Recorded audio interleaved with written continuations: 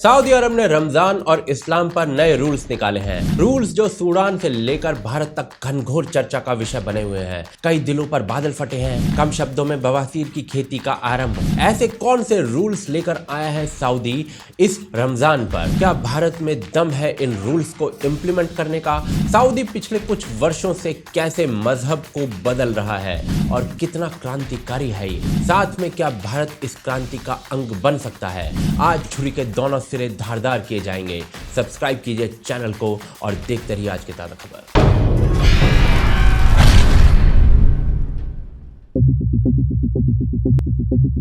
तो जी 23 मार्च से रमजान है और कुछ दिन पहले सऊदी की इस्लामिक अफेयर मिनिस्ट्री ने रमजान के लिए कुछ नए रूल्स निकाले हैं। क्या कहते हैं ये रूल्स? तो जी रमजान में अब मस्जिदों को चंदा नहीं दे सकते। मस्जिदों में सूर्यास्त के बाद होने वाली इफ्तार पार्टी बंद। जो भी नमाज या प्रेयर होगी वो ब्रीफ में यानी कि छोटी होगी।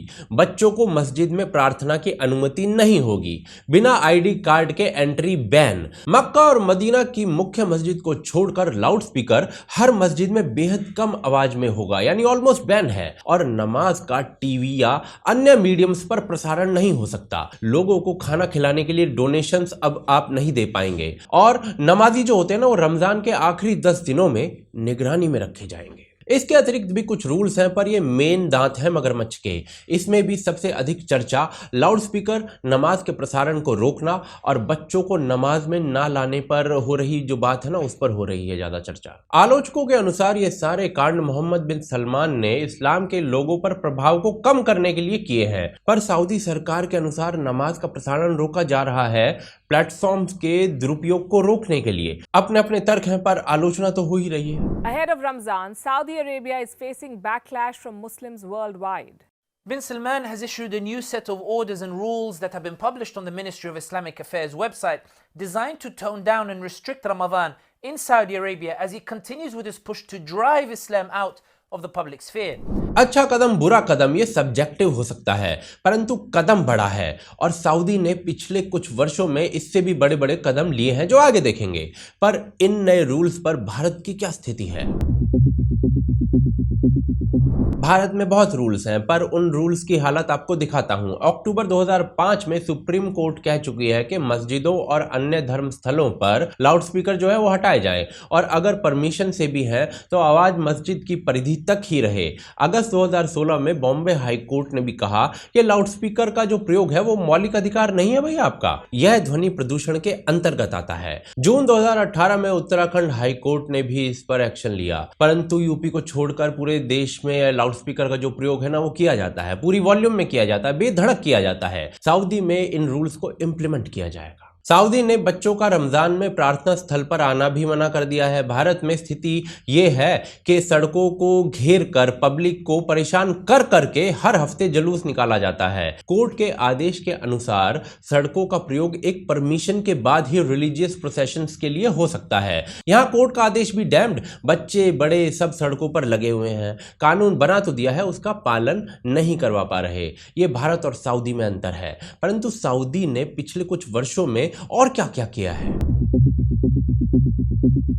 रमजान के नए कानून नए होंगे परंतु सऊदी में 2015 से अब तक एक के बाद एक मजहबी रिफॉर्म्स आए हैं। कुछ तो इतने बड़े हैं कि सऊदी में कैसे आ सकते हैं ये आदमी सोचने लगता है। एक नजर मारते हैं इन पर। सऊदी में एंटरटेनमेंट के नाम पर कुछ नहीं था, ना डांस शोज, ना सिनेमा, ना रॉक शोज, कुछ भी नहीं था। एंटरटेनमेंट के लिए विदेश में जाता था वहां से बंदा। 2016 में मोहम्मद बिन सलमान ने एक एंटरटेनमेंट अथॉरिटी का गठन कर दिया और सऊदी में comedy shows, pro wrestling events और मॉन्स्टर ट्रक इवेंट्स होने लगे। 2017 में फीमेल परफॉर्मेंसेस के शोज होने लगे जिसमें हजारों महिलाएं आई, कुछ बिना बुर्का पहनकर भी आई। 2019 में कोरिया के पॉप स्टार्स के शोज भी हुए और 2022 में सऊदी अरेबिया 6 गुना अधिक पॉप शोज जो है वो करवाने का दम भर रहा है। There are a few signs that things might be getting better. I read in the paper the other day that for the first time, Saudi Arabia had a fashion show. Cinema का भी यही हाल है। 1983 से 2018 तक Saudi में कोई cinema नहीं था।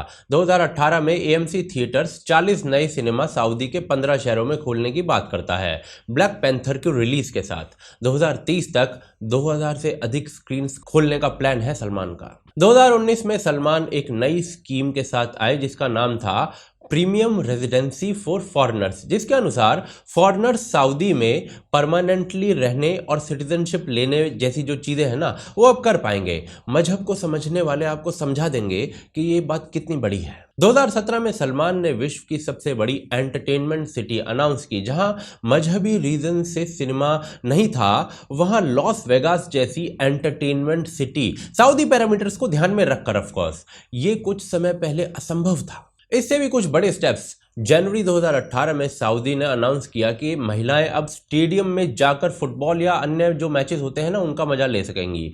भारत में हम इसे फॉर ग्रांटेड ले सकते हैं कि भाई ये तो नॉर्मल ही चीज़ है, परंतु सऊदी में जलजला लाने वाली सूचनाएं हैं। 2020 तक शरीयत के हिसाब से एक सजा चला करती थी सऊदी में, पब्लिक फ्लॉगिंग यानी कि सार्वजनिक कोड़े मारने की। सलमान ने शरीयत की इस सजा का भी अंत किया जो महिलाओं को अधिक मिला करती थी। ये समाप्त करना सांप के मुंह में हाथ डालने जैसा था। महिलाएं जो थी वो ड्राइव नहीं कर सकती थी, ये अधिकार उन्हें मिल जाता है। नौकरी करने का और बुर्का या अबाया ना पहनने का, उसके बिना रहने का भी अधिकार उन्हें मिल जाता है। भारत से देखें तो ये सारी जो चीज़ें हैं ना बाय डिफॉल्ट महिलाओं के पास हैं, परंतु सऊदी नेत्रों से देखें तो इनमें से हर एक कदम किसी बड़ी क्रांति से कम नहीं है। दिसंबर 2022 में सलमान के आदेश अनुसार मक्का और मदीना की मस्जिदों में कोविड के कारण 2 मीटर की दूरी बनाकर रखनी थी लोगों को, परंतु जो कॉन्सर्ट्स हॉल्स वगैरह थे ना वो खचाखच भरे हुए थे।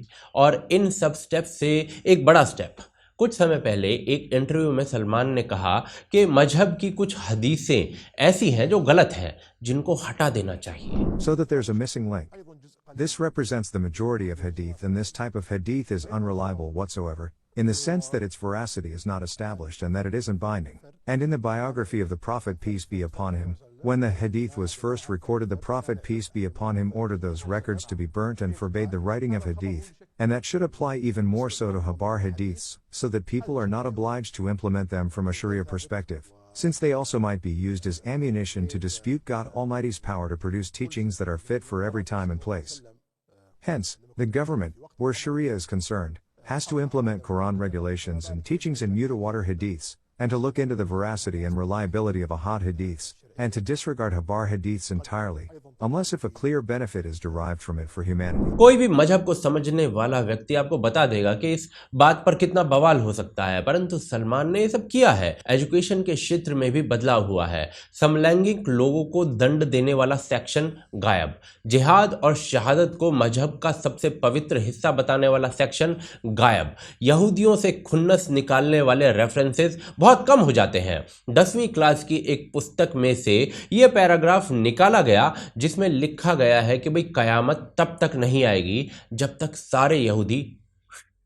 कुछ पंगे अभी भी हैं, जैसे कि एक स्कूल की किताब बता रही है कि कैसे एक यहूदी ने मजहब कबूला और नरक की आग से बच गया। दूसरी पुस्तक पूरी कम्युनिटी को असली बंदर कह रही है। परंतु इतने सारे चेंज करना, इसके साथ भारतीय योग को स्कूल पाठ्यक्रम में लाना, सब बड़े बदलाव हैं और सऊदी में करने के लिए गुदा चाहिए इन्हें। क्यों है ये बदलाव क्रांतिकारी?